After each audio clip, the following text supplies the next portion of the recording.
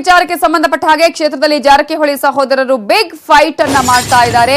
ಕ್ಷೇತ್ರ ಗೆಲ್ಲೋಕೆ ಕಾಂಗ್ರೆಸ್ ಬಿಜೆಪಿ ಶತ ಪ್ರಯತ್ನವನ್ನ ಮಾಡ್ತಾ ಇದ್ದು, ಗೋಕಾಕ್ ಕ್ಷೇತ್ರದ ಉಪಚುನಾವಣೆ ವಿಚಾರಕ್ಕೆ ಸಂಬಂಧಪಟ್ಟ ಹಾಗೆ ಕ್ಷೇತ್ರದಲ್ಲಿ ಜಾರಕಿಹೊಳಿ ಸಹೋದರರು ಬಿಗ್ ಫೈಟ್ ಅನ್ನ ಈಗ ಮಾಡ್ತಾ ಇದ್ದಾರೆ. ಕ್ಷೇತ್ರ ಗೆಲ್ಲೋಕೆ ಕಾಂಗ್ರೆಸ್ ಬಿಜೆಪಿ ಶತ ಪ್ರಯತ್ನವನ್ನ ಮಾಡ್ತಿದೆ.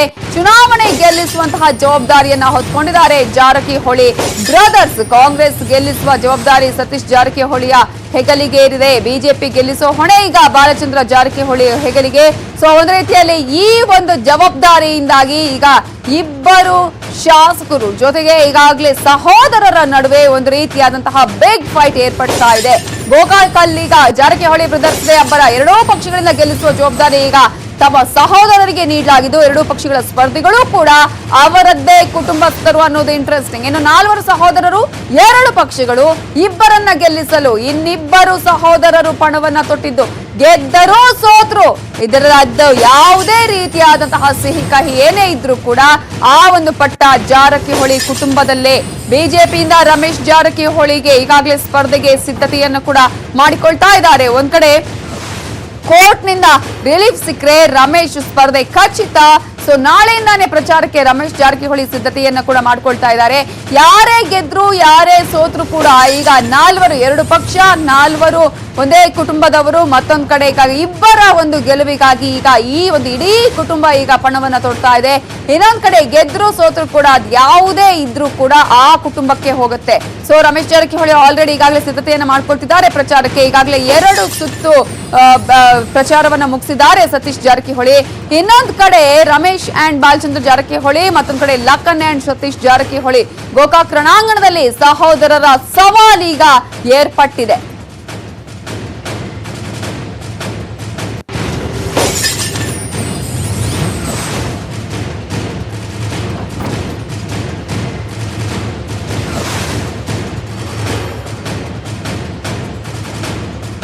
ಸಹೋದರರ ನಡುವೆ ಬಿಗ್ ಫೈಟ್. ಒಂದು ರೀತಿಯಲ್ಲಿ ಗೋಕಾಕ್ ರಣಾಂಗಣದಲ್ಲಿ ಸಹೋದರರ ಸವಾಲಿರೋದನ್ನ ನಾವು ಗಮನಿಸಬಹುದು. ಒಂದ್ ಕಡೆ ಈಗಾಗಲೇ ರಮೇಶ್ ಜಾರಕಿಹೊಳಿ ಮತ್ತು ಬಾಲಚಂದ್ರ ಜಾರಕಿಹೊಳಿ, ರಮೇಶ್ ಜಾರಕಿಹೊಳಿ ಅಲ್ಲಿ ಕ್ಷೇತ್ರದಲ್ಲಿ ಅಭ್ಯರ್ಥಿ ಆದ್ರೆ, ಇನ್ನೊಂದ್ ಕಡೆ ಈಗಾಗಲೇ ಮತ್ತೊಂದ್ ಕಡೆ ಲಖನ್ ಹಾಗೇನೆ ಸತೀಶ್ ಜಾರಕಿಹೊಳಿ, ಲಖನ್ ಜಾರಕಿಹೊಳಿ ಅಭ್ಯರ್ಥಿ ಆಗುವಂತಹ ಎಲ್ಲಾ ಚಾನ್ಸಸ್ ಕೂಡ ಇದೆ. ಸೊ ಗೋಕಾಕ್ ರಣಾಂಗಣದಲ್ಲಿ ಸಹೋದರರ ಸವಾಲಿರೋದನ್ನ ಗಮನಿಸಬಹುದು.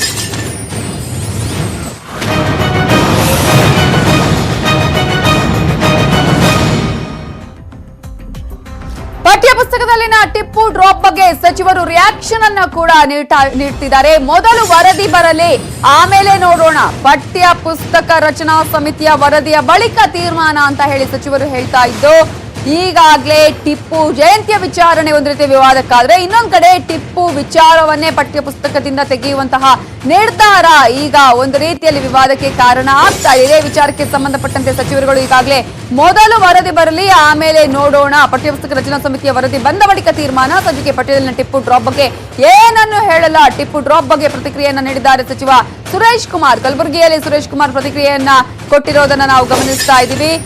ಒಂದ್ ಕಡೆ ಪ್ರಾಥಮಿಕ ಮತ್ತು ಪ್ರೌಢ ಶಿಕ್ಷಣ ಸಚಿವರು ಈಗಾಗಲೇ ಸಾಕಷ್ಟು ಪ್ರೌಢ ಹಾಗೇನೆ ಪ್ರಾಥಮಿಕ ಶಾಲೆಯ ಮಕ್ಕಳ ಪಠ್ಯ ಪುಸ್ತಕದಲ್ಲಿ ಟಿಪ್ಪು ವಿಚಾರ ಪುಸ್ತಕದಲ್ಲಿ ಇರೋದನ್ನ ನಾವು ಗಮನಿಸಬಹುದು. ಅಪ್ಪಚ್ಚು ರಂಜನ್ ಅವರು ನನಗೆ ಒಂದು ಪತ್ರ ಬರೆದಿದ್ದಾರೆ. ಆ ಪತ್ರವನ್ನ ನಮ್ಮ ರಾಜ್ಯದ ಪಠ್ಯ ಪುಸ್ತಕಗಳ ಸಮಿತಿ, ಟೆಕ್ಸ್ಟ್ ಬುಕ್ ಸಮಿತಿಗೆ ನಾನು ರೆಫರ್ ಮಾಡಿದ್ದೀನಿ. ಅವರು ದಯವಿಟ್ಟು ಅಪ್ಪಚ್ಚು ರಂಜನನ್ನು ಕೂಡ ನೀವು ಕರಿಬೇಕು.